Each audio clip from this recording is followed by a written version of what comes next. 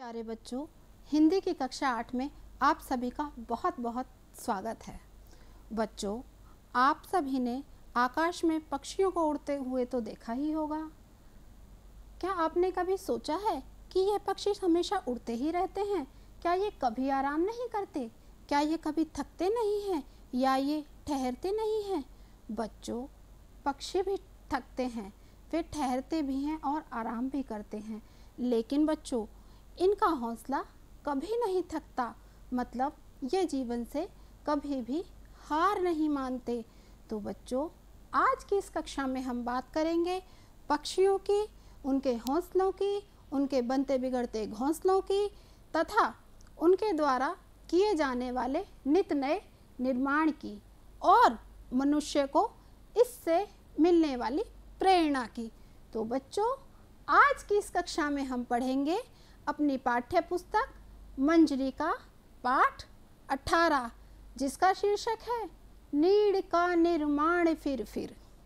और बच्चों, इस पाठ के रचनाकार हैं डॉक्टर हरिवंश राय बच्चन जी। बच्चों, आज की इस कक्षा में हम जानेंगे कि विनाश के दुख से निर्माण का सुख अधिक श्रेयस्कर होता है। साथ ही यह भी जानेंगे कि हमें अपने जीवन में बीत चुके नुकसान पर पछताना नहीं चाहिए, बल्कि नव निर्माण के लिए प्रयत्नशील रहना चाहिए। बच्चों, आज हम इस कविता का स्वसर वाचन करने के साथ साथ उसमें आए शब्दों के अर्थ को भी जानेंगे तथा उसके भाव को समझ सकेंगे। आइए दोहराते हैं पूर्व में पढ़ी गई एक कविता की पंक्तियों को। बच्चों, यह पक्षियों से संबंधित कविता है। इसे हम अपनी पिछली कक्षाओं में पढ़ ही चुके हैं। यह कविता हमें निरंतर प्रगतिशील रहने के लिए आह्वान करती है। आइए दोहराते हैं इन पंक्तियों को। खग उड़ते रहना जीवन भर, खग उड़ते रहना जीवन भर, भूल गया है तू अपना पथ, भूल गया है तू अपना पथ, और नहीं पंखों में भी गति, और नहीं पंखों में भी गति, किंतु लौटना पीछे पथ पर, किंतु लौटना पीछे पथ पर, अरे मौत से भी है बदतर, अरे मौत से भी है बदतर, खग उड़ते रहना जीवन भर, खग उड़ते रहना जीवन भर। मत डर प्रलय झकोरों से तू, मत डर प्रलय झकोरों से तू, बड़ आशा हलकोरों से तू, क्षण में अरिदल मिट जाएगा, क्षण में अरिदल मिट जाएगा, तेरे पंखों से डरकर, खग उड़ते रहना जीवन भर, खग उड़ते रहना जीवन भर। बच्चों, यह पंक्तियां हमें जीवन में निरंतर क्रियाशील रहने का संदेश देती हैं। इन पंक्तियों में पक्षी के माध्यम से मनुष्य को निरंतर प्रगतिशील रहने का संदेश दिया गया है। इसका आशय आप समझ ही गए होंगे। इन पंक्तियों में कहा गया है कि हे मनुष्य रूपी पक्षी, तुम निरंतर अपने प्रगति के पथ पर चलते रहना। यदि तुम अपना पथ भूल भी जाओ और तुम्हारे पंखों में भी गति न रह जाए, तब भी तुम पीछे मत लौटना, क्योंकि पीछे लौटना तुम्हारे लिए मौत से भी बुरा होगा और तुम निरंतर प्रगतिशील बने रहना। मत डर प्रलय झकोरों से, सर्वनाश करने वाले झोंकों से तुम कभी मत घबराना, कभी मत डरना, और उम्मीद की लौ के साथ, आशा की किरण के साथ आगे ही आगे बढ़ते जाना। तुम्हारे जो दुश्मन का दल है, तुम्हारे दुश्मन क्षण भर में, पल भर में नष्ट भ्रष्ट हो जाएंगे तुम्हारे पंखों से पिसकर। खग उड़ते रहना जीवन भर। हे मनुष्य रूपी पक्षी, तुम निरंतर अपनी प्रगति के पथ पर बढ़ते रहना। हिंदी साहित्य रचनाकारों में डॉक्टर हरिवंश राय बच्चन जी बहुत लोकप्रिय कवि हैं। इनका जन्म 27 नवंबर 1907 ईस्वी को प्रयाग में हुआ था। प्रमुख रचनाएं हैं मधुशाला, मधु कलश, निशा निमंत्रण, एकांत संगीत, सतरंगिणी, क्या भूलूं क्या याद करूं, दो चट्टानें प्रसिद्ध हैं। और बच्चों 1968 में इन्हें भारत सरकार द्वारा साहित्य अकादमी पुरस्कार से भी सम्मानित किया गया तथा 1976 में इनको पद्म भूषण सम्मान दिया गया। बच्चों सम्मान इनको शिक्षा और साहित्य जगत में उत्कृष्ट कार्य करने के लिए प्रदान किया गया। बच्चों इनका निधन 18 जनवरी सन 2003 को मुंबई में हुआ। आइए जानते हैं कि यह इस कविता में नीड़ का निर्माण फिर कविता में क्या संदेश देना चाहते हैं। बच्चों यह कविता इनकी काव्यकृति सतरंगिणी से उद्धृत है। नीड़ का निर्माण फिर। बच्चों इस कविता में कवि का जीवन के प्रति उल्लास और उत्साह झलक रहा है। वह मनुष्य के जीवन में इस कविता के माध्यम से जोश और उमंग भर देना चाहते हैं। वे मनुष्य को नव निर्माण के लिए प्रेरित कर रहे हैं, उसके हृदय में चेतना के बीज बो देना चाहते हैं। आइए करते हैं इस कविता का वाचन। नीड़ का निर्माण फिर। बच्चों जैसा कि आपको पहले बताया जा चुका है पिछली कक्षाओं में कि पद्य रचनाएं हमारी गेय रचनाएं होती हैं और इनमें भावों की प्रधानता होती है। तो बच्चों आइए करते हैं इसका गायन। नीड़ का निर्माण फिर। नीड़ का निर्माण फिर, नेह का आह्वान फिर। नीड़ का निर्माण फिर, नेह का आह्वान फिर। बह उठी आंधी की जग में, छा गया सहसा अंधेरा। धूल धूसर आंधियों ने भूमि को इस भांति घेरा। धूल धूसर आंधियों ने भूमि को इस भांति घेरा। रात सा दिन हो गया फिर, रात आई और काली। रात सा दिन हो गया फिर, रात आई और काली। लग रहा था अब न होगा इस निशा का फिर सवेरा। लग रहा था अब न होगा इस निशा का फिर सवेरा। रात के उत्पात भय से भीत जन भीत कण कण। रात के उत्पात भय से भीत जन भीत कण कण। किंतु प्राची से उषा की मोहिनी मुस्कान फिर। किंतु प्राची से उषा की मोहिनी मुस्कान फिर। नीड़ का निर्माण फिर, नेह का आह्वान फिर। बह चले झोंके कि कांपे भीम कायावान भूधर। बह चले झोंके कि कांपे भीम कायावान भूधर। जड़ समेत उखड़ पुखड़ कर उड़ चले टूटे विटपवर। जड़ समेत उखड़ पुखड़ कर गिर पड़े टूटे विटपवर। हाय तिनको से विनिर्मित, हाय तिनको से विनिर्मित घोंसलों पर क्या न बीती। हाय तिनको से विनिर्मित घोंसलों पर क्या न बीती। डगमगाए जब कि कंकड़, डगमगाए जब कि कंकड़ ईंट पत्थर के महल पर। डगमगाए जब कि कंकड़ ईंट पत्थर के महल पर। बोले आशा के विहंगम किस जगह पर तू छिपा था। बोले आशा के विहंगम किस जगह पर तू छिपा था।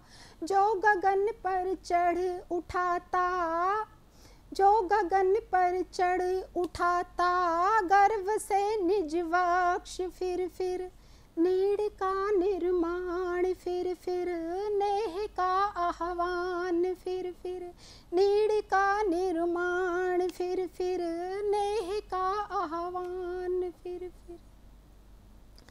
बच्चों, यह कविता जीवन में हमें प्रगति के पथ पर चलने के लिए आह्वान कर रही है, प्रेरित कर रही है, हमें बुला रही है, हमें जीवन में हुए नुकसान पर पछताने की बजाय नवनिर्माण करने का संदेश दे रही है। बच्चों, आइए देखते हैं कविता में प्रयुक्त हुए शब्दों के अर्थ को। बच्चों, कविता का नाम ही है नीड़ का निर्माण, फिर नीड़ किसे कहते हैं?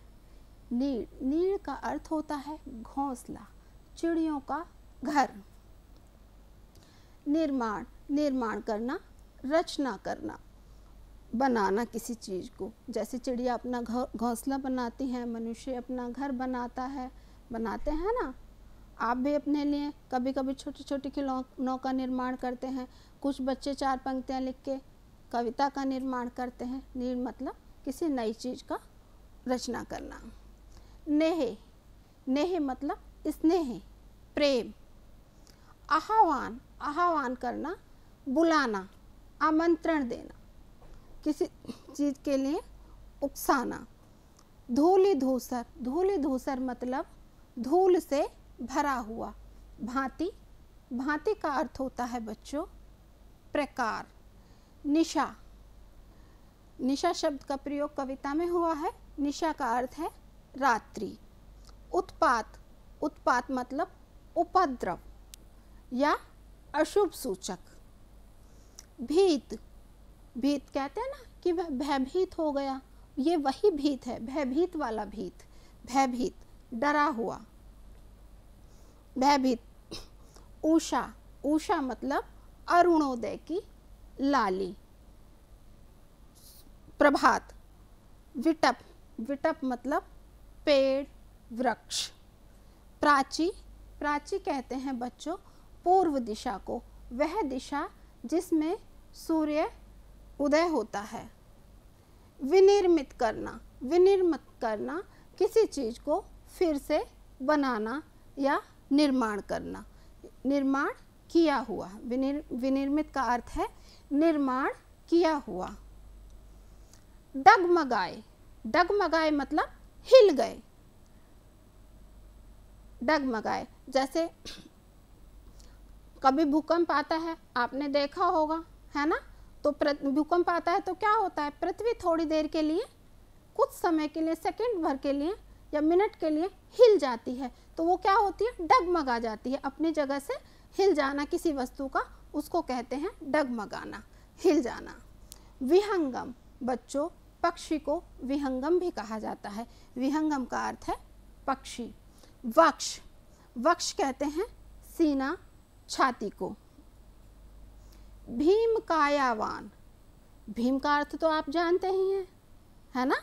भीम बहुत विशाल देखने में, भारी शरीर वाले। काया मतलब शरीर। भीम कायावान, भारी शरीर वाले। भू मतलब पृथ्वी, धर मतलब धरना, यानी कि भू पर धरा हुआ, अर्थात क्या हो सकता है, पहाड़ और पर्वत। भूधर का अर्थ है पहाड़ और पर्वत। बच्चों, अभी हमने यह कविता पढ़ी। यह मनुष्य के जीवन में चेतना भरने की कविता है, मनुष्य को जागृत करने की कविता है, उसे नवनिर्माण के लिए प्रेरित करने की कविता है। कवि इसमें मनुष्य के जीवन में उमंग और उल्लास भर देना चाहते हैं, मनुष्य के हृदय को जोश से भर देना चाहते हैं। तो आइए जानते हैं इसके अर्थ को। नीड़ का निर्माण फिर, नीड़ का निर्माण फिर, नेह का आह्वान फिर।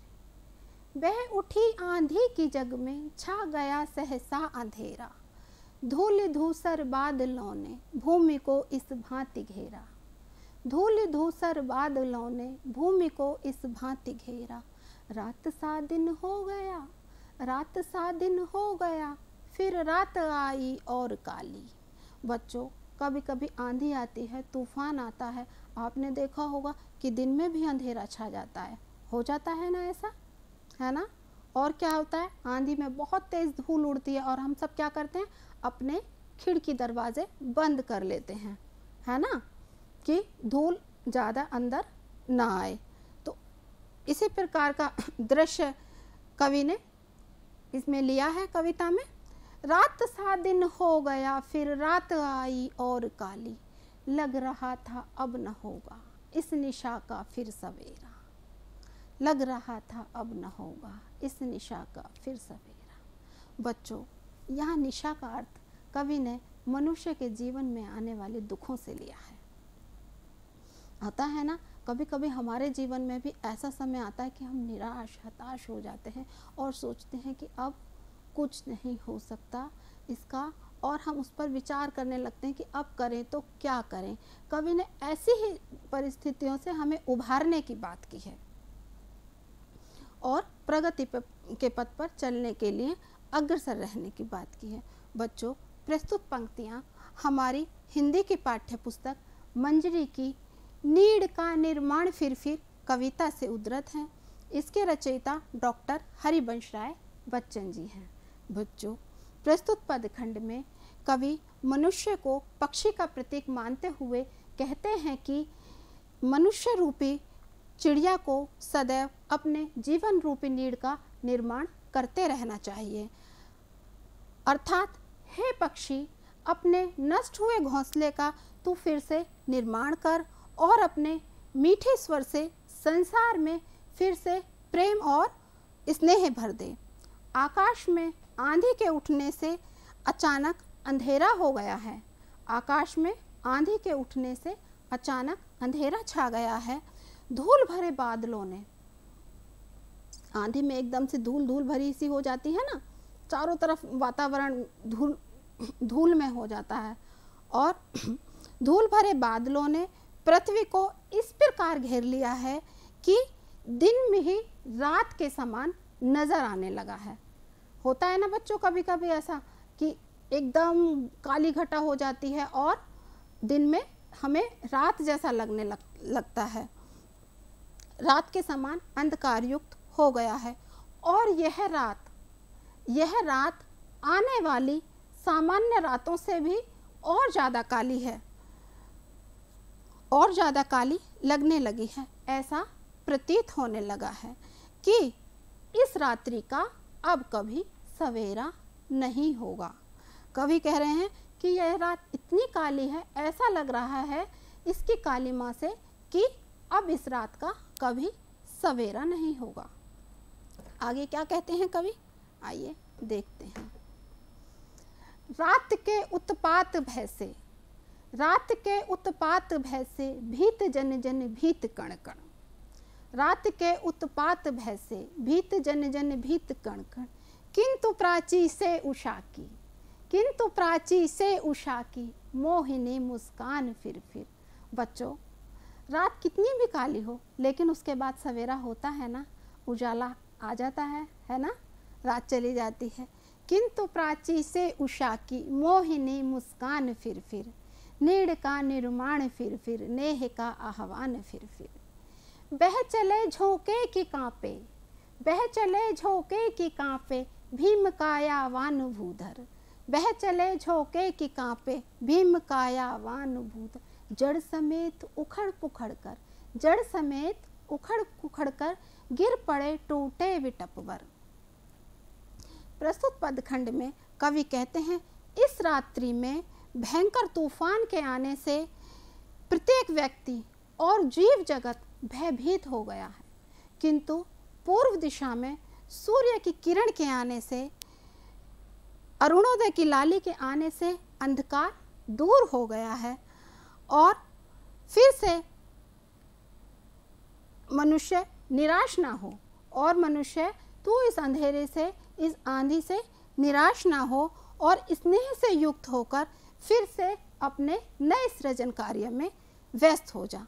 रात में आने वाली आंधी के झोंके इतने तेज थे रात में आने वाली आंधी के झोंके इतने तेज थे कि उससे विशालकाय पर्वत भी कांप उठे और बड़े बड़े पेड़ भी जड़ समेत, मतलब जड़ सहित उखड़कर नीचे गिर पड़े। आगे क्या कहते हैं कवि? हाय तिनकों से विनिर्मित, हाय तिनकों से विनिर्मित घोंसलों पर क्या न बीती। इतनी तेज आंधी थी जिस आंधी में बड़े बड़े पेड़ भी जड़ से उखड़कर नीचे गिर पड़े, तो महीन तिनकों, मुलायम तिनकों से बने हुए घोंसलों की ऐसे में क्या दशा हुई होगी। हाय तिनकों से विनिर्मित घोंसलों पर क्या न बीती, डगमगाए जब कि कंकड़ ईंट पत्थर के महल पर। बोल आशा के विहंगम, बोल आशा के विहंगम, किस जगह पर तू छिपा था, जो गगन पर चढ़ उठा था गर्व से निज वक्ष फिर। नीड़ का निर्माण फिर, नेह का आह्वान फिर।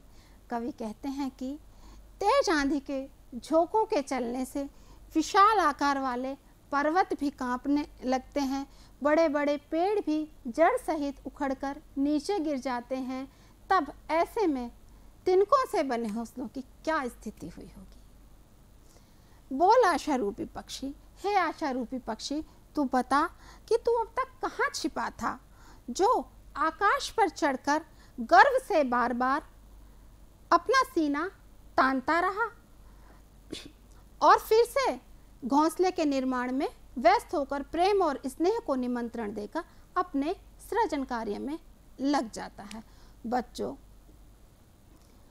कवि मनुष्य को पक्षी के माध्यम से समझा रहे हैं कि पक्षी कभी भी अपने हौसले नहीं हारते। उनका घोंसला चाहे 10 बार भी नष्ट भ्रष्ट हो जाए और वे तिनकों को चुन चुनकर अपने घोंसले का फिर से निर्माण कर ही लेते हैं।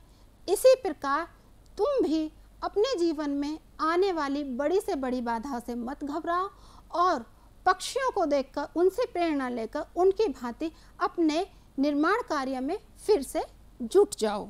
बच्चों, आइए देखते हैं प्रस्तुत कविता में कवि मूल रूप से क्या कहना चाहते हैं। बच्चों, प्रस्तुत कविता नीड़ का निर्माण फिर में कवि डॉक्टर हरिवंश राय बच्चन जी मनुष्य के मन में निरंतर आशा का संचार करने और भविष्य के प्रति उसे आशावान बने रहने की प्रेरणा देते हुए कहते हैं कि संकट चाहे कितना भी बड़ा हो, मनुष्य अपने प्रयत्न से उसे दूर कर ही सकता है। कवि ने इसके लिए प्रकृति में समय समय पर घटने वाली घटनाओं का उदाहरण देते हुए कहा है कि आंधी या तूफान कितनी ही बार क्यों ना आए, चिड़िया के घोंसलों और वह चिड़िया के घोंसलों को नष्ट कर दे, लेकिन वह अपना घोंसला फिर से बना ही लेती हैं। रात चाहे कितनी भी काली क्यों ना हो, लेकिन सूर्य सुबह उदय होकर उस अंधेरे को दूर कर ही देता है। हवा चाहे कितनी भी तेज हो, एक नन्ही सी चिड़िया उसके विपरीत दिशा में उड़ान भर ही लेती है। मनुष्य को भी अपनी शक्तियों पर भरोसा रखना चाहिए। बच्चों, कवि का मानना है कि किस्मत भले ही कुछ समय के लिए हमारा साथ ना दे, किंतु निरंतर प्रयत्नशील रहने से भाग्य एक दिन अवश्य उदय होता है। आइए देखते हैं बच्चों कविता से कुछ अंश। बच्चों, कुछ पंक्तियाँ कवि ने इस कविता में मुख्य रूप से कोट की हैं। आइए जानते हैं उनके अर्थ को। नेह का आह्वान फिर, नेह का आह्वान फिर से कवि का क्या आशय है। नेह का आह्वान फिर से कवि का आशय है स्नेह और आशा से युक्त होकर नए सृजन कार्य में जुट जाना। सतत संघर्ष और निर्माण की क्रियाओं की उपमा कवि ने किससे दी है। सतत संघर्ष और निर्माण की क्रिया की उपमा कवि ने नीड़ का निर्माण फिर और नेह का आह्वान फिर से दी है।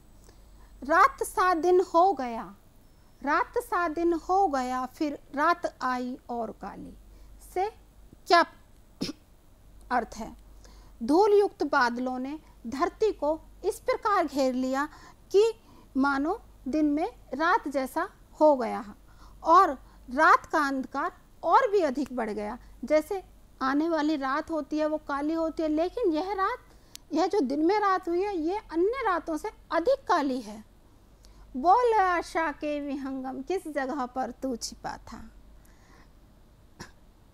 कवि पक्षी से सवाल कर रहे हैं। कवि कहते हैं, हे आशा रूपी पक्षी, हे आशा रूपी पक्षी, अब तक तू कहाँ छिपा था, जो आकाश पर चढ़कर गर्व से बार बार अपना सीना तानता रहा। बच्चों, आइए कुछ भाषा संबंधी बात करते हैं। बच्चों, आपको यह बात पहले बताई गई थी कि कविताओं में अलंकारों का प्रयोग किया जाता है और कविताएं हमारी भाव प्रधान होती हैं। तो आइए देखते हैं इसमें अलंकारों का किस प्रकार प्रयोग हुआ है। अलंकार, पहले हम समझ लें अलंकार की परिभाषा। अलंकार क्या होते हैं। बच्चों, जिस प्रकार आभूषण मनुष्य को सुशोभित करते हैं, मनुष्य आभूषण पहनकर सुंदर लगने लगता है, उसी प्रकार कविताएं भी आभूषणों, अलंकार रूपी आभूषणों से सुसज्जित होती हैं। अलंकार का शाब्दिक अर्थ है आभूषण। भाषा को सुंदर बनाने के लिए अलंकारों का प्रयोग किया जाता है, अर्थात जो शब्द भाषा अथवा काव्य की शोभा बढ़ाते हैं उन्हें हम अलंकार कहते हैं। कविता में अनुप्रास अलंकार का प्रयोग हुआ है। अनुप्रास अलंकार, अनुप्रास अलंकार क्या है। जहाँ एक ही वर्ण की बार बार आवृत्ति होती है, अर्थात एक से अधिक बार होती है, वहाँ अनुप्रास अलंकार होता है। पाठ में प्रयोग, पाठ में किस प्रकार प्रयोग हुआ है। धूलि धूसर, धूल में धा वर्ण की बार बार आवृत्ति हुई है, तो यहाँ पर क्या है, अनुप्रास अलंकार। इसी प्रकार भूमि को इस भांति घेरा में भी भा की आवृत्ति हुई है, यहाँ पर अनुप्रास अलंकार है। बच्चों, कविता में इस प्रकार प्रयुक्त हुए अन्य शब्दों की आप उनको खोजकर सूची बनाएंगे कि कहाँ पर एक वर्ण की बार बार आवृत्ति हुई है। पुनरुक्त शब्द, पुनरुक्त शब्द किसे कहते हैं। जिन शब्दों की एक से अधिक या 2 या 3 बार प्रयुक्त होते हैं, पुनरावृत्ति मतलब दोहराना आवृत्ति होती है, उन्हें पुनरुक्त शब्द कहते हैं। पाठ में प्रयोग, पाठ में किस प्रकार प्रयोग हुआ है। कविता में फिर आया है, फिर जन जन तथा कण कण, पुनरुक्त शब्द का प्रयोग हुआ है। आप देख रहे हैं ना बच्चों, यहाँ फिर हुआ है, फिर यहाँ फिर हुआ है, मतलब फिर शब्द की पुनरावृत्ति हुई है। यहाँ पर जन शब्द का प्रयोग हुआ है, जन का फिर दोबारा तुरंत साथ में प्रयोग हुआ है, तो मतलब साथ में पुनरावृत्ति हुई है, तो इनको हम पुनरुक्त शब्द कहते हैं। फिर निर्माण करने की क्रिया की विशेषता प्रकट कर रहा है, जबकि जन जन से प्रत्येक जन और कण कण से प्रत्येक कण का बोध हो रहा है। बच्चों, यह कार्य आप स्वयं करेंगे, दिए गए पुनरुक्त शब्दों का अपने वाक्यों में प्रयोग करेंगे।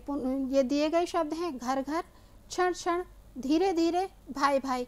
इन शब्दों का प्रयोग करके आप लोग वाक्य बनाएंगे। बच्चों, आज की इस कविता से हमने क्या सीखा, आइए देखते हैं। बच्चों, प्रस्तुत पाठ में हमने कविता के महत्व एवं भाव को समझा, साथ ही जाना कि निराशा में आशा का संचार हमें प्रेम और स्नेह के रूप में करना चाहिए। जीवन में आने वाली मुसीबतों से घबराना नहीं चाहिए, बल्कि प्रेम पूर्वक सूझबूझ के साथ आगे बढ़ना चाहिए। बच्चों, हमें जीवन में सब कुछ नष्ट हो जाने पर भी आशा नहीं छोड़नी चाहिए और फिर से नवनिर्माण कार्य में जुट जाना चाहिए। और बच्चों, हमें जीवन में आशावान रहना चाहिए। सकारात्मक रहकर ही हम जीवन में आने वाले अंधेरों को उजालों में बदल सकते हैं, अर्थात आशावान व्यक्ति कभी पराजित नहीं होता। हमें जीवन में सफल होने के लिए प्रकृति का अनुसरण करना चाहिए। बच्चों, यह कविता बहुत ही सकारात्मक सोच की कविता है। यह कविता बच्चों उसका जो अभी आपने पढ़ी नीड़ का निर्माण फिर से अन्य, ये आपकी पुस्तक से है। इस कविता को आप घर पर पढ़ेंगे और इसमें दिए हुए इन प्रश्नों को हल करके आप अपनी पुस्तिका में लिखेंगे। भाई बच्चों, अब कुछ कार्य आपके करने के लिए कुछ रचनात्मक कार्य करेंगे तथा कुछ गृह कार्य। आप सभी बच्चे अपनी पुस्तिका में एक पक्षी अथवा घोंसले का सुंदर चित्र बनाएंगे। जैसे चिड़िया अपना घोंसला बनाती है, ठीक वैसे ही मनुष्य भी अपना घर बनाता है। बच्चों, मनुष्य को घर बनाने में किन किन वस्तुओं की आवश्यकता होती है, आप उन वस्तुओं की सूची बनाएंगे। आप सभी इस प्रकार की कुछ अन्य कविताएं बच्चों, जैसे सकारात्मक सोच की आशावादी कविता आज आपने पढ़ी, आप इस प्रकार की कुछ अन्य कविताएं जैसे नर हो न निराश करो मन को और कांटों में राह बनाते हैं आदि पढ़ेंगे। वह कविताओं का संकलन भी करेंगे। आप सभी अपने भावों व विचारों को कविता के रूप में व्यक्त करके एक नई कविता का निर्माण भी करेंगे। बच्चों, आपको यह पाठ समझ में आया होगा। कविता को पढ़ने, सुनने, देखने व समझने के लिए आपका बहुत बहुत धन्यवाद। शुभ आशीष।